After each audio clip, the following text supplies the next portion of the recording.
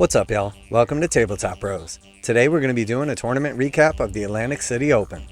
What started as a 2,000 point escalation league for Warhammer 40,000 ended in a 3-day long 8-round tournament with over 200 players.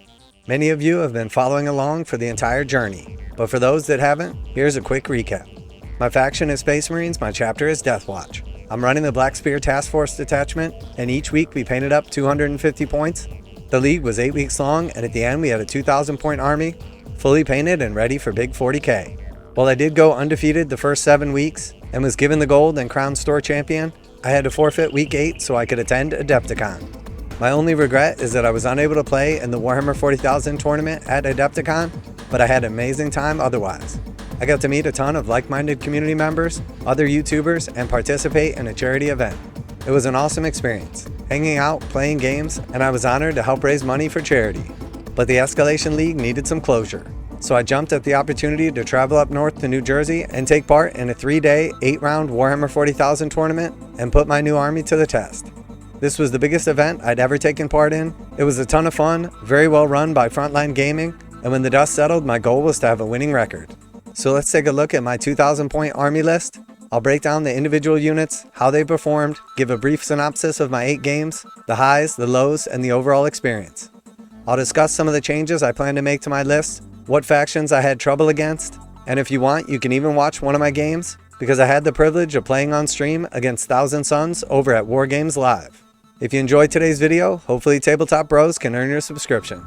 So without further ado, here's my 2,000 point Warhammer 40,000 Deathwatch Space Marines of the Blackspear Detachment.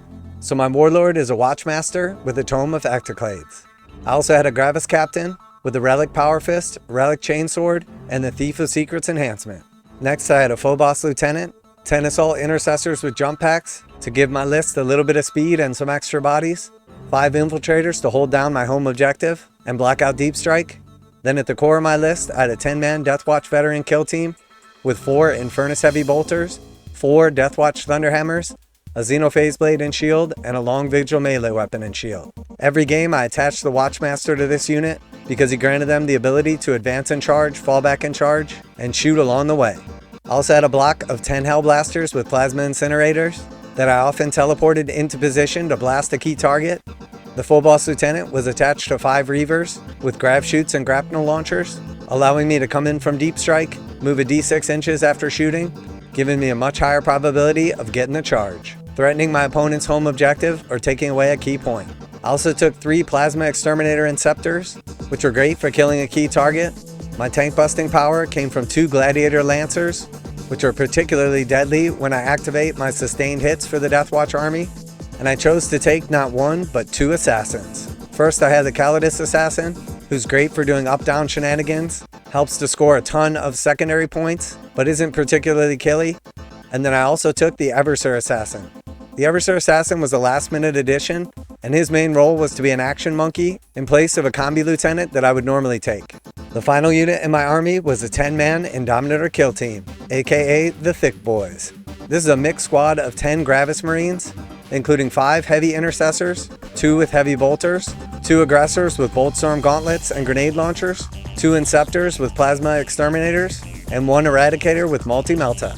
Overall, the list performed extremely well, and I ended up going 4-3-1. A couple of the games were extremely close. I definitely made some mistakes along the way, and obviously because one of the games was a tie, it would have definitely been possible for me to go 5-3. So let's do a quick breakdown of each of my 8 games. I'll tell you guys who I was matched up against, how the game went, and at the end we'll do a little recap on what changes I'm going to make going forward. So my first game was into Chaos Wordbearers, Pack-Bound Zealots, and I did end up winning with a perfect 100 point score. My opponent was super cool, I had a ton of fun. Unfortunately for him, I was able to position myself so the Lancers could take key shots at targets, the Heavy Bolters rained down from the Deathwatch Veterans, Harkin came in with a squad of Raptors and failed a rerollable charge, and the game just sort of spiraled from there. This put me at 1-0 and extremely high up on the brackets with the perfect score, and because I was the only Deathwatch player at the event, Joe from Wargames Live heard that Deathwatch was present, took a vote, and I was blessed with the opportunity to play on stream. So my second game was against an undefeated Thousand Suns army. Once again, my opponent was absolutely awesome and we had a ton of fun. I got off to an early lead, drawing some really nice secondaries, played pretty well overall, and ended up getting the win with 85 points. And I'll have a link in the description if you want to check out that game on Wargames Live. My third game was against an undefeated Leagues of Votan opponent. I did not have very much experience against the Leagues of Votan, and my opponent's dice rolls started off extremely bad. But regardless of how the dice were falling, my opponent played extremely well, we had a ton of fun, and with a crazy Hail Mary at the end of the game, we managed to tie 83 to 83. So at the end of the first day, I had gone 2-0-1. This was the first time I'd ever tied at an event, but I couldn't have picked a better opponent to tie against. And coincidentally enough, he had played live on the Patreon table for Wargames Live the game before. We played against each other in game 3, and the next 3 games after that, we were side by side. So by the end of the tournament, we'd gotten to know each other extremely well, and I have to say he was by far my favorite opponent. So going into day 3, I was matched up against another undefeated player, this time Space Marines from the Iron Hands, playing Ironstorm Spearhead. He had an extremely vehicle-heavy meta list with a Combi Lieutenant, 2 Tech Marines kitted out with the main enhancements, 3 Gladiator Lancers, 2 Gladiator Reapers, 2 Inceptor squads, an Infiltrator squad, 2 Repulsor Executioners, and 2 Scout squads.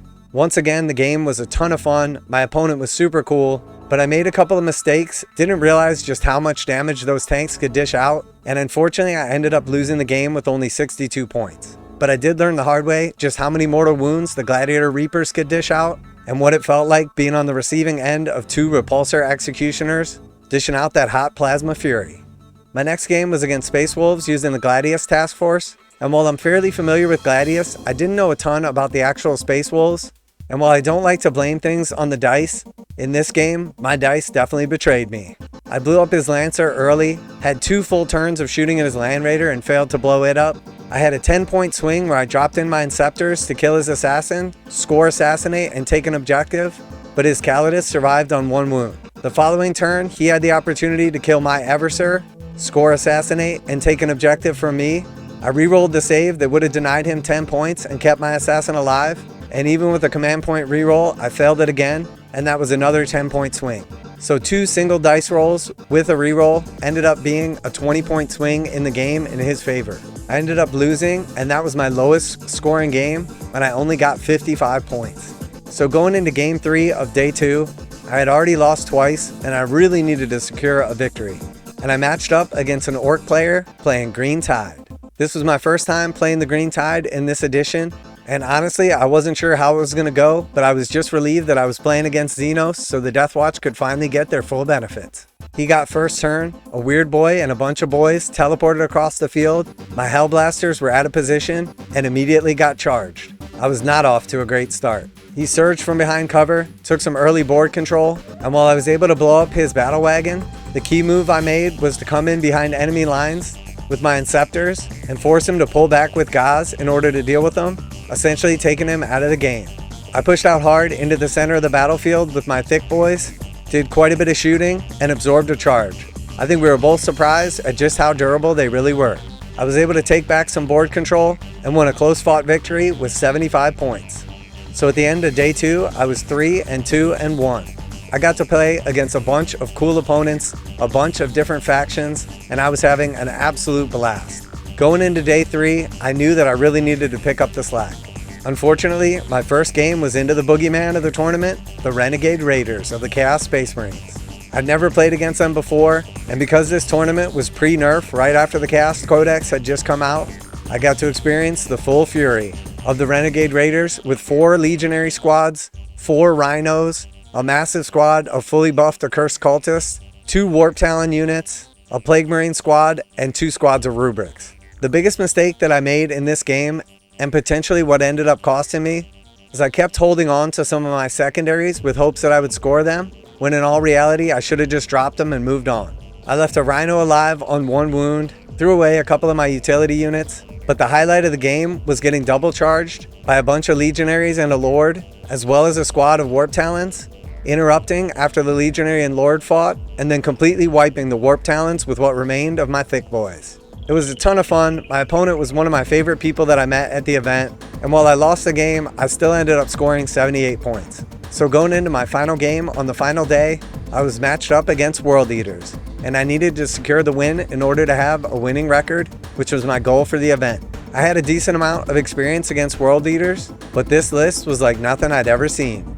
My opponent was running Angron, 1 squad of Jackals, 1 squad of Berserkers and a Rhino, and then he had a Lord of Skulls, a squad of Chaos Spawn, a squad of Bloodletters, a Bloodthirster Greater Demon, and a Knight Rampager. A bunch of huge tough targets, and a little bit of chaff to score some objectives. I got first turn and unleashed the Deathwatch on the Knight Rampager. I did quite a bit of damage to it, but was unable to get the kill.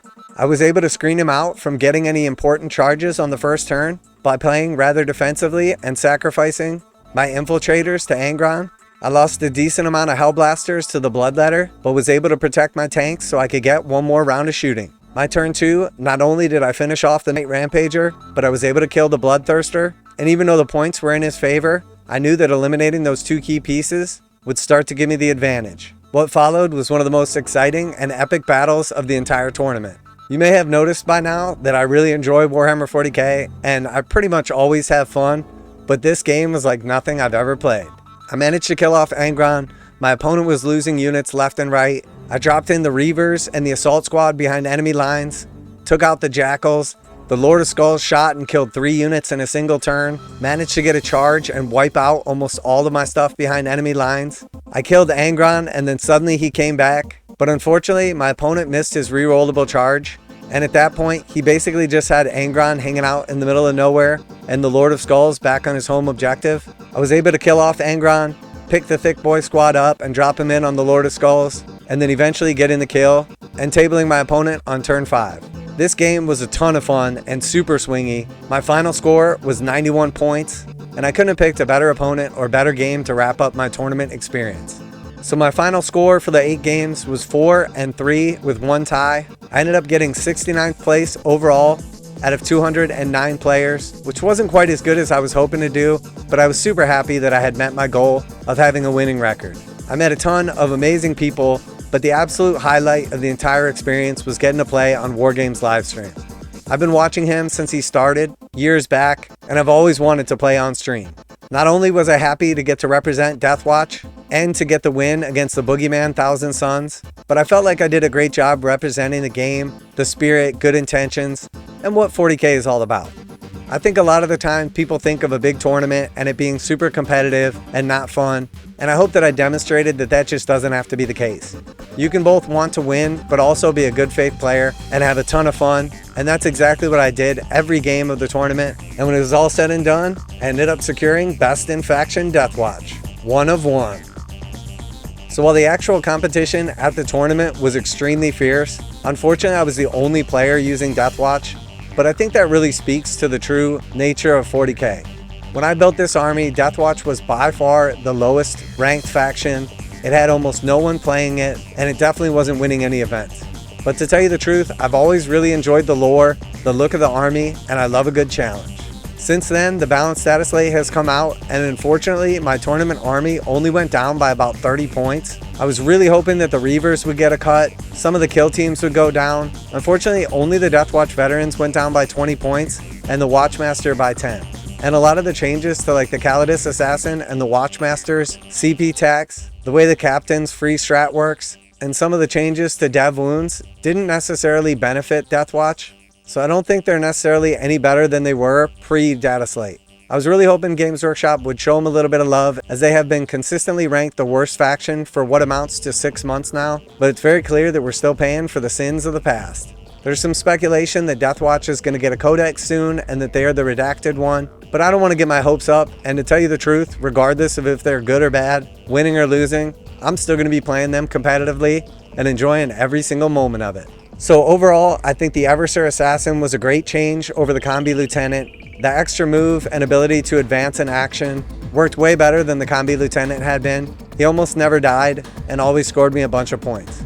The Infiltrators did what Infiltrators do, and in one game even screened out Angron in a sacrificial play. The Inceptors were pretty decent overall, but I think if I would have taken the Bolt Inceptors, I would have killed that Assassin. The Lancers did what Lancers do, dropping tons and tons of key targets, putting the fear of the Emperor in my opponents. The Assault Intercessors with jump packs scored me a bunch of points, took my opponent's objectives, and even managed to kill a couple tanks. But I have to say, the MVP of the entire army had to be the Hellblasters.